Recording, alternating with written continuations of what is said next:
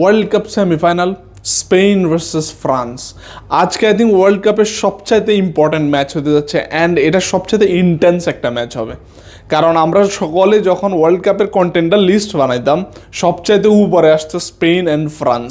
আজকে তাদেরই match and আজকে রাত্রে ডিসাইড হবে এদের মধ্যে কে ওয়ার্ল্ড কাপ ফাইনালে যাবে। এটা যেমন world cup Spain versus France এমন একটা ফিল দিচ্ছে, তার সাথে আমার ভাই কেন জানি এটার এল ক্লাসিকো একটা ভাইব আইতেছে, রিয়াল মাদ্রিদ ভার্সেস বার্সেলোনা। তার উপরে আবার এটা একটা ব্র্যান্ড ক্ল্যাশের মতো মনে হচ্ছে, অ্যাডিডাস ভার্সেস নাইকি। তো সব দিক দিয়ে এটা একটা এক্সাইটিং ম্যাচ হতে যাচ্ছে।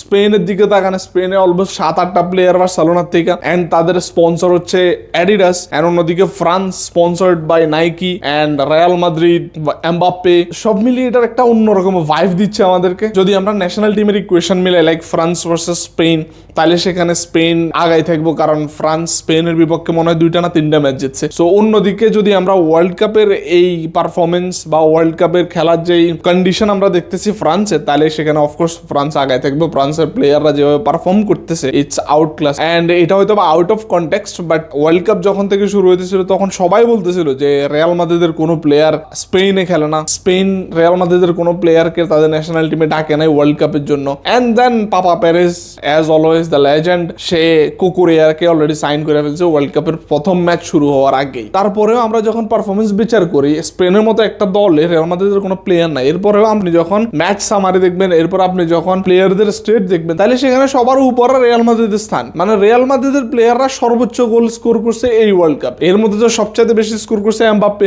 তারপর হচ্ছে জুড বেলিংহাম 6টা, এমবাপ্পে 8টা, ভিনিসিয়াস 4টা, আর একটা মনে হয় আর্দা গোলের করছে। তো সব মিলিয়ে 17টা গোল। এন্ড সেকেন্ড পজিশনে আছে পিএসজি, তারা 13টা গোল করছে। তাহলে ইটস হিউজ ডিফারেন্স, যেখানে আমরা স্পেন বা বার্সেলোনার প্লেয়ারদেরকে দেখলাম না এত বেশি ভালো পারফর্ম করতে। তো আলটিমেটলি পারফরমেন্স ওয়াইজ হয়তোবা রেজাল্ট আমার মনে হচ্ছে ফ্রান্সের পক্ষে যাবে, but it's world cup, anything can happen. সবচেয়ে শকিং বিষয় হচ্ছে ওয়ার্ল্ড কাপ কখন শুরু হয়েছে, আবার আমরা সেমিফাইনালে চলে আসছি, আর হয়তো বা 4-5টা ম্যাচ বাকি আছে। এরপর আমাদেরকে আবার সেই 4 বছর ওয়েট করতে হবে। অ্যান্ড এই ওয়ার্ল্ড কাপের মতো সেই ইন্টেন্সিটি অ্যান্ড এক্সাইটমেন্ট হয়তো আমরা নেক্সট ওয়ার্ল্ড কাপে পাবো না। অ্যাজ ইউ অল নো, আমাদের লেজেন্ড কেউই থাকবে না নেক্সট ওয়ার্ল্ড কাপে। সো সব মিলিয়ে এই ম্যাচটা অনেক এক্সাইটিং হতে যাচ্ছে। And next match England versus Argentina. So অনেক এক্সাইটিং 2টা ম্যাচ আসতেছে আজকে অ্যান্ড কালকে। এরপর তো আমরা জানি 3rd প্লেস, দেন ফাইনাল, এরপর ওয়ার্ল্ড কাপ শেষ। So enjoy it.